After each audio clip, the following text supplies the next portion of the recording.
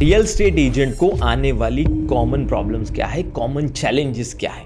अगर आप real estate industry में एक एजेंट, एक प्रॉपर्टी डीलर, एक रियल स्टेट ब्रोकर का काम कर रहे हैं या एक एडवाइजर भी है, तो आपको क्या कॉमन चैलेंजेस फेस करने पड़ते हैं वो इस वीडियो में आपको पता चलने वाला है। इस वीडियो को जब आप एंड तक देखेंगे तो आपको एक एक चीज़ समझ में आएगी ताकि आप अपनी ग्रोथ का प्लान बना सकें। तो इस वीडियो को एंड तक जरूर देखिए। मैं doctor Amol more, real estate coach, real estate trainer, real estate author and entrepreneur. अपने एक्सपीरियंस के बेसिस पर बहुत सारे agent, broker, channel partner, property dealer से बात करने के बाद ये कॉमन चैलेंजेस मैं आपके सामने लेकर आया हूँ। सबसे पहला पॉइंट है not having an established sales process. हाँ दोस्तों, एक एजेंट, एक एडवाइजर, एक ब्रोकर सबसे बड़ी गलती यही कर देता है कि उसका कोई एक एस्टैब्लिश्ड सेल्स प्रोसेस नहीं होता। उसे ये नहीं पता कि कैसे उसका सेल्स बढ़ सकता है। उसे ये नहीं पता होता कि साल के एंड में उसे कितने पैसे कमाने हैं। उतने पैसे कमाने के लिए उसे कितनी डील करनी पड़ेगी, उतनी डील करने के लिए उसे कितनी लीड की ज़रूरत है, कितने फॉलोअप्स लेने पड़ेंगे, कितने कॉल्स करना पड़ेगा। ये पूरा प्रोसेस क्लियर नहीं होता। और दूसरा, सेल्स का ठीक से नॉलेज नहीं होता।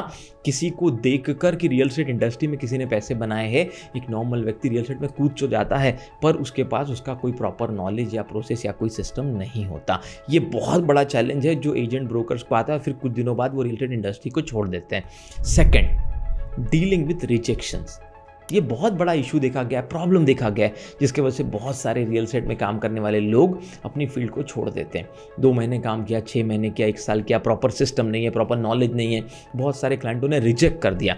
जिनसे भी उन्होंने बात की, जिनको भी उन्होंने प्रॉपर्टी शो की, वो डील कंप्लीट नहीं हो। और ये रिजेक्शन के प्रेशर को वो हैंडल नहीं कर पाए और उन्होंने रियल एस्टेट इंडस्ट्री को छोड़ दिया।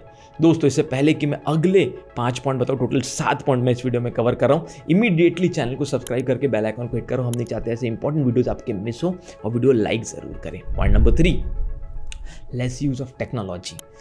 बहुत बड़ा इशू है, बहुत बड़ा चैलेंज है कि जो एजेंट है, एडवाइजर्स है, चैनल पार्टनर्स है, प्रॉपर्टी डीलर्स है, इनको सबसे बड़ा इशू यही आता है कि उन्हें टेक्नोलॉजी का, लेटेस्ट टेक्नोलॉजी का, लेटेस्ट सॉफ्टवेयर का कोई नॉलेज नहीं होता।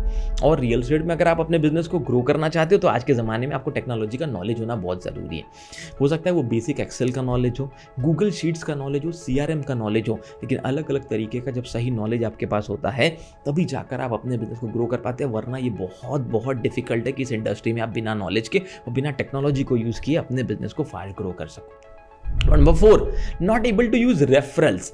अब चलो, कोई एजेंट 1-2 डील कर भी लेते, लेकिन साल भर में उनका टारगेट कभी कंप्लीट नहीं होता, उनका गोल कभी अचीव नहीं होता। दोस्तों, इसके पीछे का बहुत बड़ा कारण है रेफरल और रिपीटेटिव बिजनेस का यूज न कर पाना। अगर एक एजेंट, एक एडवाइजर, एक चैनल पार्टनर को सर्विस का महत्व न समझे, अगर वो अपने क्लाइंट को ठीक से सर्विस ना दे, अगर अपने क्लाइंट के प्रॉब्लम को सॉल्व करने में मदद ना करे, तो उस केस में बहुत बड़ा इशू होने लगता है कि उसे कभी भी रिपीटेटिव या रेफरल बिजनेस नहीं आता। इस बात को समझ लीजिए। जितना आप इस चीज़ को समझेंगे उतना आप आने वाले समय में और स्ट्रॉन्ग रियल एस्टेट बिजनेस को कर पाएंगे। और अगर आपको लगता है आपको अपने आप को बहुत ज़्यादा अपग्रेडेड बनाना है तो आप हमारे बोर्डलाइन नंबर पे भी कांटेक्ट कर सकते हैं। चलिए 5वां पॉइंट समझते हैं, no knowledge of real estate agent laws. अब रियल स्टेट इंडस्ट्री में एजेंट से रिलेटेड भी बहुत अलग अलग लॉज है। स्पेशली अगर मैं बात करूं रियल स्टेट इंडस्ट्री की, तो भारत में रेरा एक बहुत बड़ा लॉ है जो एजेंट के बेनिफिट के लिए, उनके वेलफेयर के लिए बहुत सारी चीज़ें उसमें इंक्लूडेड है। लेकिन बहुत सारे एजेंट को उसके बारे में डिटेल में पता नहीं होता। और जब उसे रेरा की फैसिलिटीज़ के बारे में पता नहीं होता, रेरा के एडवांटेजेस के बारे में एजेंट के लिए क्या नहीं पता होता, तो उसका सही यूज़ नहीं कर पाता। तो अगर आपको एक सफल, ultra successful, ultra rich agent बनना है तो आपको रियल स्टेट के एजेंट के लॉस को भी समझना पड़ेगा, रेरा को समझना पड़ेगा, रेरा में क्या बेनिफिट्स है एजेंट्स के लिए, कैसे आप अपने कमीशन को सेव कर सकते हैं, अपने इंसेंटिव्स को, वो भी आप वहां जान सकते हैं, बहुत सारी चीज़ों को समझ सकते हैं। तो आपको रियल एस्टेट एजेंट से रिलेटेड लॉस के बारे में जानना, समझना ही पड़ेगा अगर आप इस इंडस्ट्री में ग्रो करना चाहते हैं। Point number 6, unclear communication. बहुत सारे एजेंट, चैनल पार्टनर्स, एडवाइजर्स का सबसे बड़ा इशू है क्लियर कम्युनिकेशन न करना। अपने क्लाइंट्स के रिक्वायरमेंट को प्रॉपरली न समझना, कोई भी प्रोडक्ट उन्हें बेचने की कोशिश करना, मैं कहूँ तो चिपकाने की कोशिश करना, भले ही वो उनके रिक्वायरमेंट से मैच होता हो ना होता हो, ये बहुत बड़ा कारण है जिसकी वजह से बहुत सारे रियल एस्टेट एजेंट फेल होते हैं, उनके पतन का बहुत बड़ा कारण है। तो कम्युनिकेशन को क्लियर रखना बहुत जरूरी है और सीखना पड़ेगा। ये सब वो स्किल्स है दोस्तों जो आप सीख कर एक बहुत ultra successful, ultra rich agent भी बन सकते हो। तो क्लियर कम्युनिकेशन बहुत बड़ा रोल प्ले करता है। अपने क्लाइंट्स की बातों को प्रॉपरली सुनना और सुनने के बाद अंडरस्टैंड करके सही रिप्लाई कर पाना। सही तरीके से आप अगर अपने क्लाइंट्स के प्रॉब्लम्स को जानते हैं, क्लियर कम्युनिकेट करते हैं, क्लाइंट जो जानना चाहता है, सुनना चाहता है, उसके जो ऑब्जेक्शन है, उसके जो क्वेश्चन है, उसके सही आंसर करते हैं, तो रियल एस्टेट इंडस्ट्री में आपका सफल होना तय है। लेकिन अगर आपको ये सब नहीं आता तो बहुत डिफिकल्ट है। Point number 7, not having enough listings. दोस्तों, real estate agent broker, channel partner, इनका जो रियल एस्टेट का बिजनेस है वो टोटली डिपेंड करता है उनकी लीड्स पर। अगर रियल एस्टेट एजेंट्स की प्रॉपर लिस्टिंग्स नहीं है, अलग अलग जगह उन्होंने अपने बिजनेस को लिस्ट नहीं कर रखा है, चाहे छोटी सी वेबसाइट हो, चाहे फेसबुक इंस्टाग्राम पे कोई प्रोफेशनल पेज हो, चाहे 99 acre, magicbricks.com, olx.com, यहाँ पर अपनी प्रॉपर्टी को लिस्ट ना कर रखा हो, तब तक उन्हें रेगुलर लीड्स नहीं आती ऑर्गेनिक वे से। बहुत सारे ऐसे भी तरीके हैं जहाँ पर आप फ्री में भी लिस्टिंग कर सकते हो, जहाँ से आपको अच्छी लीड आती है। अगर आपको ये सब तरीके समझते हो तो अपने बिजनेस में कंटिन्यूअस लीड्स का फ्लो मेंटेन रख सकते हो। और साथ साथ में अगर थोड़ा टेक्नोलॉजी का नॉलेज है, प्रमोशन का नॉलेज है, लीड जनरेशन भी अगर आपको आने लगा ऑर्गेनिक वे से, इनऑर्गेनिक वे से, तो आपका बिजनेस का ग्रो होना तय है।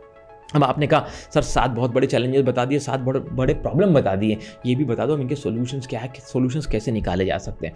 दोस्तों हमारे चैनल पे ऐसे बहुत सारी वीडियोस है जिस पे आप इसके सॉल्यूशंस भी देख सकते हैं। लेकिन अगर आप अपने आप को बहुत जल्दी एक ट्रेंड, एक सफल, एक ultra successful, ultra rich agent बनाना चाहते हैं तो हमारे बोर्डलाइन नंबर पर भी कॉन्टैक्ट कर सकते हैं, या डिस्क्रिप्शन में जाकर real estate game changer champion workshop का एक लिंक दिया होगा, उस फॉर्म को फिल कर सकते हैं, या उस वेबिनार में जाकर, उस वर्कशॉप में जाकर रजिस्टर कर सकते हैं, जहाँ हम 2 दिनों में बताते हैं कि कैसे 5 से 6 घंटे की ट्रेनिंग में एक रियल एस्टेट एजेंट सफल बन सकता है और धीरे धीरे अपने रियल एस्टेट के बिजनेस की जर्नी को आगे बढ़ा सकते हैं।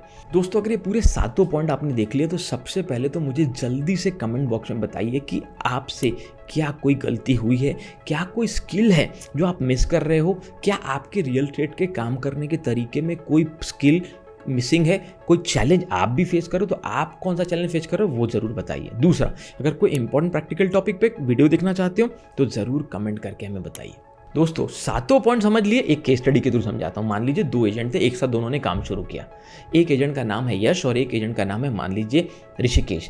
अब यश और ऋषिकेश ने अपना काम शुरू किया रियल एस्टेट इंडस्ट्री में। यश ने सोचा कि मैं सीख कर समझ कर बिजनेस को करना चाहूँगा। ऋषिकेश ने सोचा कि आसपास के लोगों से जो भी समझता है मैं बिजनेस को शुरू करता हूँ। यश ने पहले 4-6 महीने अपने आप को ट्रेन किया, एम्पावर किया, कोच किया, अच्छी जगह अच्छे एक्सपर्ट से इसको प्रैक्टिकल नॉलेज है वहाँ सीखा। ऋषिकेश अपनी प्रैक्टिकल जो भी आजू बाजू से समझा था उसके बेसिस पे करता गया। 1 साल बाद जब देखा गया तो यश की 5 डील हो गई और मिस्टर ऋषिकेश की 1 भी डील नहीं हुई, 0 डील। क्यों? क्योंकि मिस्टर यश ने अपने आप को अपग्रेड किया, स्किलफुल बनाया और फिर रियल एस्टेट इंडस्ट्री में बहुत अच्छे से काम किया। मिस्टर ऋषिकेश फेल इसलिए हो गए क्योंकि उन्होंने अपने आप को अपग्रेड नहीं किया, डिसिप्लिन से काम नहीं किया, नॉलेज को अपग्रेड नहीं किया, जो मॉडर्न टेक्निक्स है, टेक्नोलॉजी है, सिस्टम्स है, कम्युनिकेशन, इन सब स्किल को पॉलिश नहीं किया। आप डिसाइड कीजिए कि आपको मिस्टर यश की तरह सफल होना है या मिस्टर ऋषिकेश की तरह फेल होना है। डिसीजन हमेशा आपका होता है। आपने हमारे वीडियोज़ को लाइक किया, हमारे चैनल को इंडिया का नंबर 1 चैनल बनाया real estate training and coaching का, उसके लिए दिल से बहुत बहुत धन्यवाद।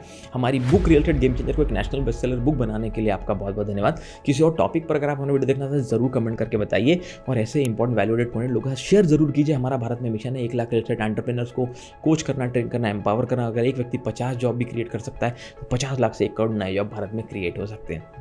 अभी तक के सपोर्ट के लिए आपका बहुत बहुत धन्यवाद।